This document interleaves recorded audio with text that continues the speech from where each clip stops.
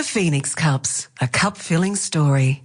Written by Sandi and Christopher Phoenix. Narrated by Gabby Millgate, David Callan, Cathy Dinn, Sandi and Christopher Phoenix. Author's note, Christopher Phoenix. On November 18, 1988, Steven Spielberg and George Lucas released an animated film about an orphan dinosaur called The Land Before Time. Prior to its release, the hype in the school playground and among my fellow Grade 2 peers was immense. Children met under monkey bars and at the bottom of metal slides to discuss the film's cover image of a menacing T-Rex and the lovable junior dinosaurs. My pals Brian, with his fiery red hair and freckles, and Damien, with his buck teeth and bowl cut, invited me to go to the weekend screening with them.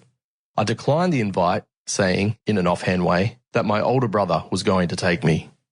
The buzz paid off for Spielberg and Lucas as the film grossed over $84 million in the box office, a considerable achievement for an animated film in 1988. When my pals returned after the weekend, they were ecstatic. The excitement they felt, however, belonged to them alone. My brother didn't take me to the movie that weekend. It was never really an option. At that time, my family was financially unstable. I just didn't want my friends to know. Since I couldn't afford to go see the movie, I took what information I could from the conversations of the other children and began picturing the film in my mind. I then wrote my own version. Once I finished writing that story, I plagiarized the characters and created more stories.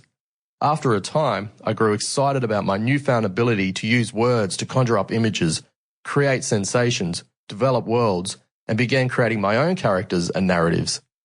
Not only did my family's financial setback help me to discover my love for writing, it was also writing that helped me fill an extremely large freedom cup. I could now transport myself anywhere I wanted to be. The written word had freed me. I've been an avid writer ever since. A strange and curious thing then happened in June 2014 during one of my writing sessions. I penned a character named Sandy who had a tangled mess of wavy amber hair and whose gypsy jewelry danced musically from her wrists.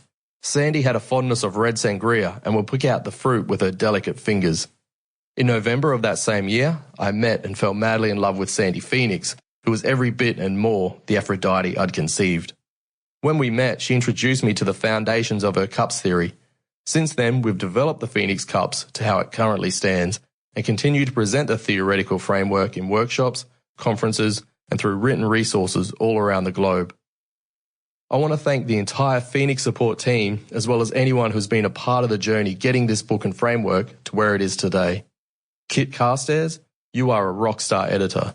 Your feedback has been invaluable and has made this book so much greater. Sample complete. Ready to continue?